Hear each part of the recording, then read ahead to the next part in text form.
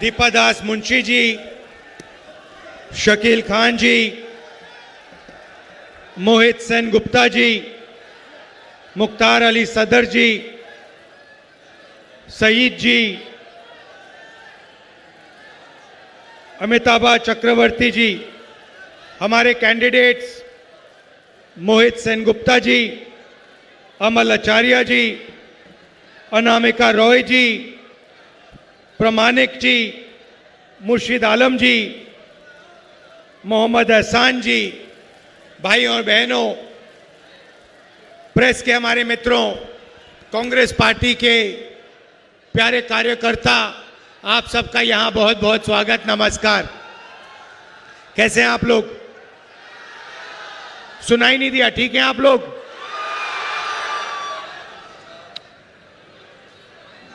देश में क्या हो रहा है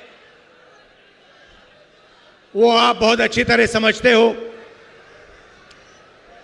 आज अंबेडकर जी को हम याद करते हैं। अभी हमने अंबेडकर जी पर फूल चढ़ाए, उनकी फोटो पर फूल चढ़ाए। अंबेडकर जी ने, गांधी जी ने, नेहरू जी ने देश को संविधान दिया था और आज नफरत भरी विचारधारा बीजेपी की, आरएसएस की नफरत फैलाने वाली विचारधारा संविधान को खत्म करने की कोशिश कर रही है, संविधान को मिटाने की कोशिश कर रही है। सीधा सामने आकर संविधान पर आक्रमण नहीं कर सकते हैं, मगर जहां भी इनको मौका मिलता है ये संविधान पर आक्रमण करते हैं। संस्थाओं में अपने लोगों को बैठाते हैं, वोट चोरी करते हैं, लोकतंत्र को खत्म करने की कोशिश करते हैं। कन्याकुमारी से कश्मीर तक हम चले भारत जोड़ो यात्रा में, और हमारी लड़ाई देश में आरएसएस, बीजेपी की नफरत भरी विचारधारा के खिलाफ है। 4000 किलोमीटर हम चले और हमने एक ही नारा दिया, नफरत के बाजार में मोहब्बत की दुकान खोलनी है। ये देश नफरत का देश नहीं है, ये देश मोहब्बत का देश है। और इसीलिए हम 4000 किलोमीटर चले और ये मैसेज देश को दिया कि नफरत से, हिंसा से, बंटवारे से कुछ नहीं होने वाला है। मोहब्बत से, एकता से देश आगे बढ़ेगा। इस बात से आप सहमत हैं? सहमत हैं? आपने देखा, आजकल आपने नरेंद्र मोदी का चेहरा देखा है? देखा है? हवा निकल गई है। आप देखो, बंगाल में घूम रहे हैं, उनका चेहरा देखो ठीक से। वो मेरी आंख में आंख नहीं मिला सकते हैं।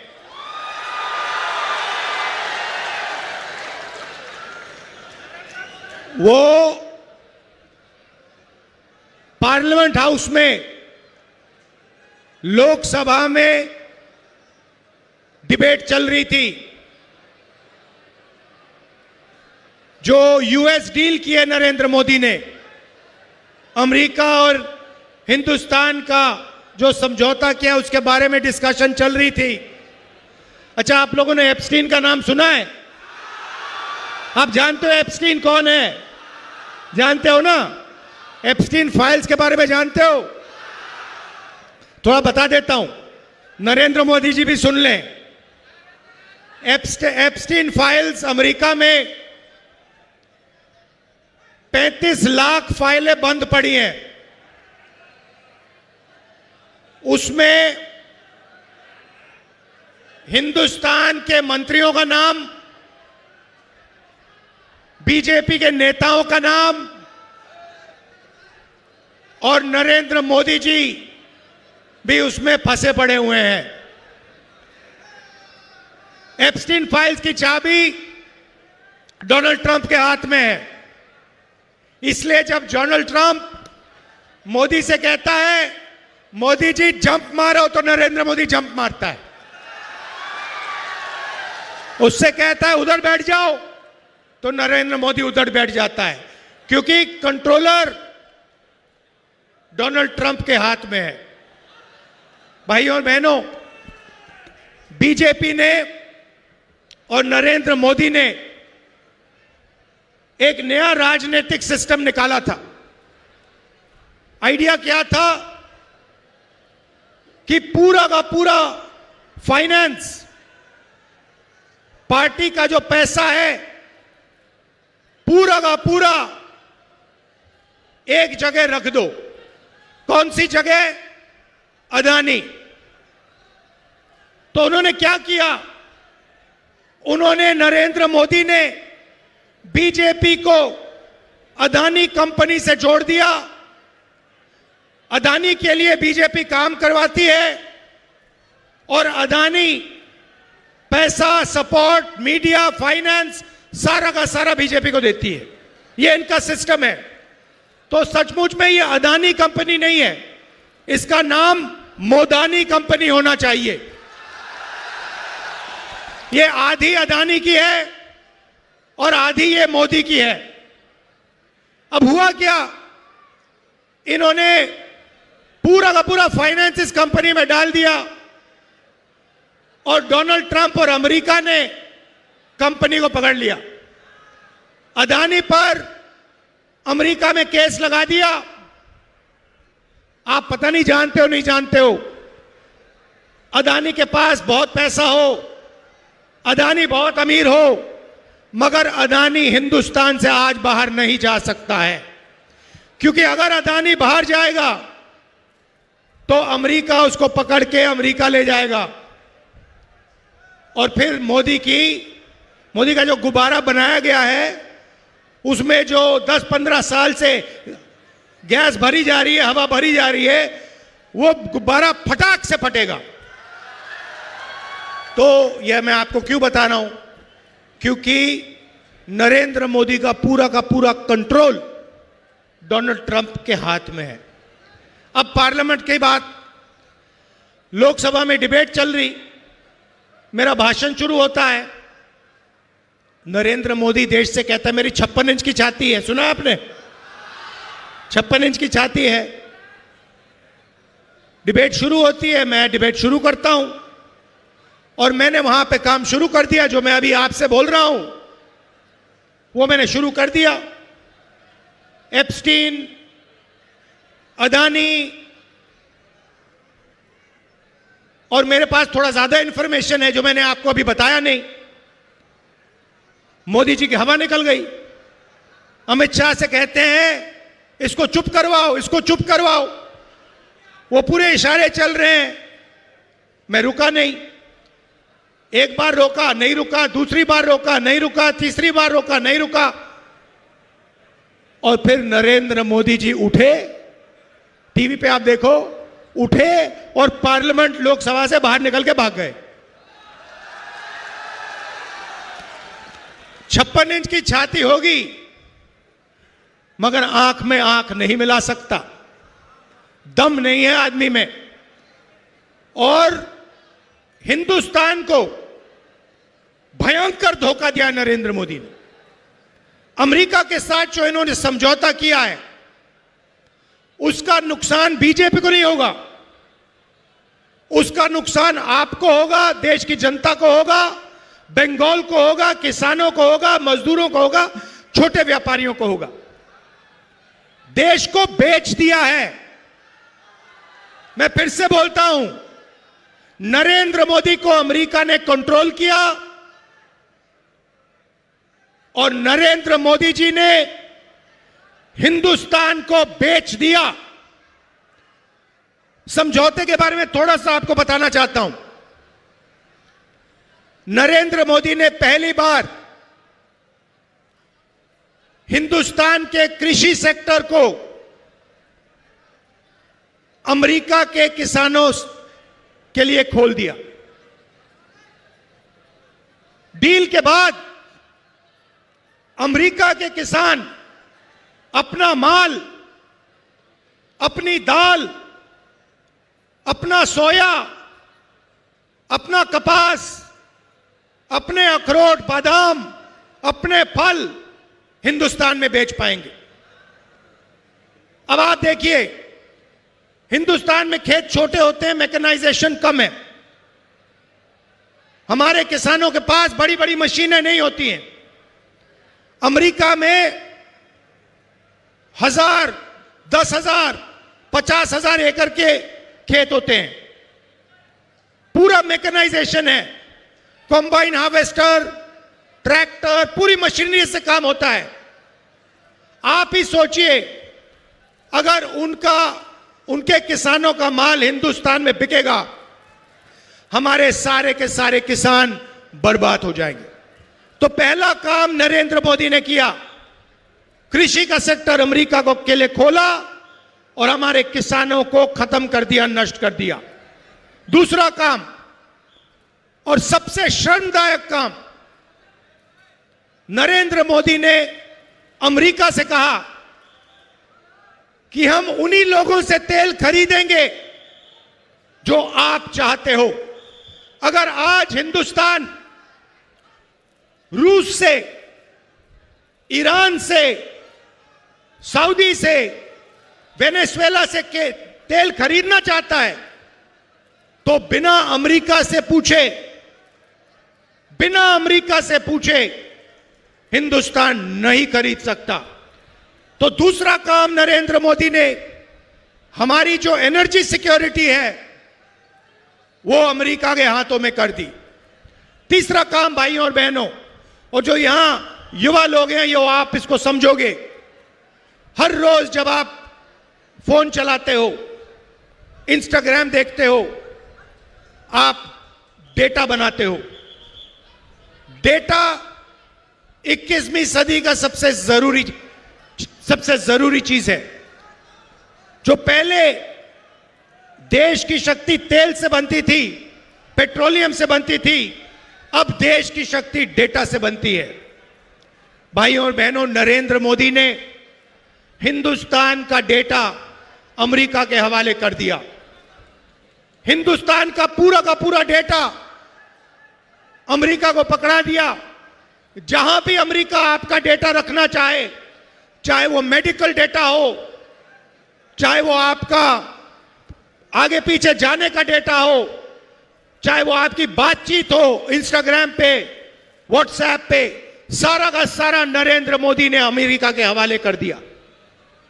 भाइयों और बहनों, वो इस डेटा को जहां भी रखना चाहते हैं वहां रख सकते हैं। हिंदुस्तान के बाहर रखना हो, अमेरिका में रखना हो, जहां भी रखना हो वो रख सकते हैं। ये नेशनल सिक्योरिटी के खिलाफ है। नरेंद्र मोदी ने हमारा डेटा दे दिया और नेशनल सिक्योरिटी को नरेंद्र मोदी ने भारी चोट पहुंचाई।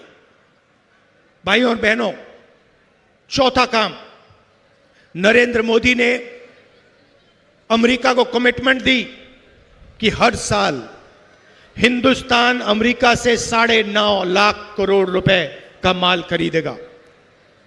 9.5 लाख करोड़ रुपए का माल हिंदुस्तान अमेरिका से खरीदेगा। तो आप सोचिए, हमारी छोटी जो फैक्ट्रियां हैं, मिडिल साइज की जो फैक्ट्रियां हैं, जो आर्थिक रीढ़ की हड्डी होती है, वो क्या करेंगे? अगर अमेरिका का माल सुनामी जैसे हिंदुस्तान में आएगा तो हमारी सारी की सारी छोटी और मिड साइज फैक्ट्रियां बंद हो जाएंगी। तो यह चौथा काम नरेंद्र मोदी ने कहा। आप देख रहे हो, आप कह रहे हो कि भैया हमारी तो फैक्ट्रियां, छोटी फैक्ट्रियां, मिडिल साइज फैक्ट्रियां ममता जी ने बंद कर दी। बंगाल में आपको डबल नुकसान होगा। बंगाल में ममता जी ने आपकी इंडस्ट्री को खत्म कर दिया और पूरे हिंदुस्तान में वो नरेंद्र मोदी इंडस्ट्री को खत्म करने में लगा हुआ है। भाई और बहनों, आप जानते हो कि डोनाल्ड ट्रंप ने हिंदुस्तान के प्रधानमंत्री के बारे में वो बोला कि जब भी मैं चाहता हूं 2 मिनट के अंदर मैं हिंदुस्तान के प्रधानमंत्री का राजनीतिक करियर खत्म कर सकता हूं। 2 मिनट में ट्रंप कहता है। और 24 घंटा ट्रंप नरेंद्र मोदी को गाली देता है, मजाक उड़ाता है उसका। नरेंद्र मोदी जाके गले लगता है और ट्रंप उसका मजाक उड़ाता है और कहता है कि भैया इसका जो करियर है, इसका राजनीतिक करियर है, इसको मैं 2 मिनट में खत्म कर दूंगा। भाई और बहनों, नरेंद्र मोदी के बारे में ट्रंप ने एक और बात बोली। ट्रंप ने बोला कि जब मैं इसको फोन करता हूं तो ये मुझे सर बुलाता है। समझिए, समझिए, कहां महात्मा गांधी, कहां जवाहरलाल नेहरू, कहां सरदार पटेल, कहां अंबेडकर जी, कहां इंदिरा गांधी जी, जो कभी नहीं झुके, कभी नहीं। 15-15 साल जेल गए, शहीद हो गए, मगर झुके नहीं। और कहां आज का प्रधानमंत्री जो अमेरिका के राष्ट्रपति को सलूट मार के सर बोलता है। यह देश की सच्चाई है। और फिर 24 घंटा ये नफरत फैलाते हैं, एक धर्म को दूसरे धर्म से लड़ाते हैं, हिंदू को मुसलमान से, क्रिश्चियन को सिख से, एक जात को दूसरी जात से।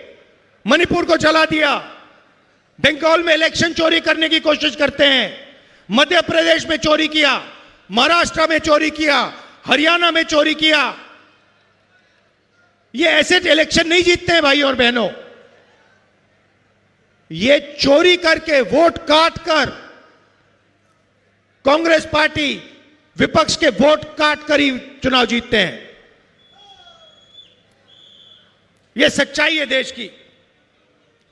दूसरी तरफ उनको मौका कौन दे रहा है? बंगाल में बीजेपी को मौका कौन दे रहा है? तृणमूल कांग्रेस दे रही है।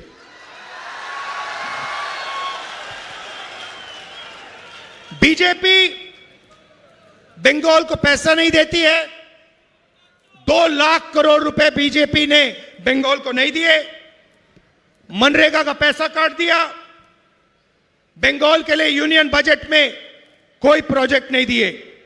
और फिर एसआईआर के माध्यम से लोकतंत्र पर आक्रमण कर रहे हैं।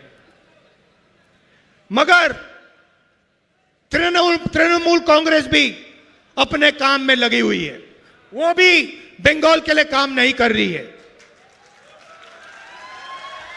अगर नरेंद्र मोदी जी भ्रष्ट हैं, मैंने अदानी जी की बात की, तो तृणमूल कांग्रेस भी भ्रष्टाचार की रेस में कम नहीं है। भाइयों और बहनों, Sharda chit fund scam, 17 lakh investors का पैसा, 1900 करोड़ रुपए उनको वापस नहीं दिया। Rose Valley chit fund scam, 31 lakh investors का पैसा लिया, 6,600 करोड़ रुपए अभी तक वापस नहीं दिए। Coal smuggling scam, illegal mining, transport, goonda tax collection होता है यहां पे ट्रांसपोर्टर्स और परचेजर्स से, और यहां पे बंगाल की जनता का फायदा नहीं होता है। यहां पे सिर्फ तृणमूल कांग्रेस का जो सिंडिकेट है उसको ये 24 घंटा पैसा देते रहते हैं, हिंसा फैलाते हैं, मारपीट करते हैं और झूठे वायदे। तृणमूल कांग्रेस ने 2021 में बंगाल से वायदा किया था, मुझे याद है, 5 लाख लोगों को रोजगार देंगे, ये उनका वायदा था। कितने लोगों को रोजगार दिया? कितनी कंपनियां बंद हुई? कितने मैन्युफैक्चरिंग यूनिट बंद हुए? और अभी 84 लाख युवाओं ने अनएम्प्लॉयमेंट अलाउंस के लिए अप्लाई किया है। ममता जी कहती हैं 5 लाख युवाओं को मैं रोजगार दूंगी और 84 लाख युवाओं ने अनएम्प्लॉयमेंट अलाउंस मांगा है। मजाक हो रहा है बंगाल के साथ। बंगाल पहले इंडस्ट्रियल हब हुआ करता था, इंडस्ट्रियल सेंटर होता था। कम्युनिस्ट ने और उसके बाद ममता जी ने बंगाल की पूरी इंडस्ट्री को खत्म कर दिया, नष्ट कर दिया। और अगर हम हिंसा की बात करें, महिलाओं की बात करें, तो RG Kar rape and murder case की भी बात करनी होगी। भाइयों और बहनों, बंगाल में कोई अकाउंटेबिलिटी नहीं है। जो भी टीएमसी के लोग करना चाहते हैं, टीएमसी के गुंडे करना चाहते हैं, वो कर सकते हैं। कांग्रेस के नेताओं को मारते हैं, हिंसा करते हैं। तपन कुंडू यहां हमारा आईएनसी का लीडर था, उसका मर्डर कर दिया। और दोनों बीजेपी और टीएमसी हिंसा का प्रयोग करते हैं। कांग्रेस पार्टी हिंसा के खिलाफ है। हम नफरत नहीं फैलाते हैं। हम एक धर्म को दूसरे धर्म से, जात को दूसरी जात से, एक भाषा को दूसरी भाषा से कभी नहीं लड़ाते हैं। हम जोड़ने का काम करते हैं, क्योंकि हम जानते हैं सत्य और अहिंसा से के रास्ते से ही देश आगे बढ़ेगा। भाइयों और बहनों, चुनाव में हमने बंगाल को मैनिफेस्टो में वायदे किए। सबसे पहला वायदा 10 लाख रुपए हेल्थ इंश्योरेंस हर परिवार को, फ्री कैंसर और डायलिसिस ट्रीटमेंट डिस्ट्रिक्ट हॉस्पिटल में। कृषक सम्मान 15,000 रुपए हर साल और 200 यूनिट मुफ्त बिजली बंगाल के किसानों को। शिक्षा आलो, फ्री एजुकेशन ग्रेजुएशन तक, महिलाओं को पीजी तक, कम्युनिकेटिव इंग्लिश और एआई में स्कूलों में एजुकेशन। युवा सम्मान, जो भी सरकारी पोस्ट हैं जल्दी से जल्दी हम उन्हें भरेंगे, युवाओं को इंटर्नशिप अपॉर्चुनिटी देंगे और डिस्ट्रिक्ट लेवल पे हम एआई सेंटर्स खोलेंगे युवाओं के लिए। और महिलाओं के लिए 2,000 रुपए हर महीने उनके बैंक अकाउंट में कांग्रेस पार्टी कैश ट्रांसफर करेगी। भाइयों और बहनों, दीपा जी ने प्रिय रंजन मुंशी जी के बारे में बोला। ये उनकी कर्म भूमि है और वो कांग्रेस पार्टी के बंगाल में सबसे बड़े नेता थे। आज हम उनका याद करते हैं, उनकी याद करते हैं। दुख की बात है कि अगर उनका देहांत नहीं होता तो मैं गारंटी कह सकता हूं, आज बंगाल में कांग्रेस पार्टी की सरकार होती और प्रिय रंजन जी चीफ मिनिस्टर होते। भाइयों और बहनों, बंगाल में चुनाव हो रहा है। एक तरफ बीजेपी, जिसकी नफरत भरी विचारधारा है, हिंसा फैलाती है, उनके प्रधानमंत्री कॉम्प्रोमाइज्ड हैं, उनकी तो बात ही नहीं करनी। दूसरी तरफ बंगाल में टीएमसी पार्टी जो बीजेपी के लिए रास्ता बना रही है, क्योंकि अगर टीएमसी ने अपना काम किया होता, आपको रोजगार दिया होता, नफरत नहीं फैलाई होती, तो यहां पे बीजेपी का कोई सवाल ही नहीं उठता, बीजेपी दिखती ही नहीं बंगाल में। आप हमारे कैंडिडेट्स का समर्थन कीजिए, कांग्रेस पार्टी को वोट दीजिए और ज्यादा से ज्यादा सीटें कांग्रेस पार्टी को दिलवाइए, हमारे लोगों को विधानसभा में भिजवाइए और बंगाल को बदलने का काम कीजिए। बहुत बहुत धन्यवाद। नमस्कार। जय हिंद।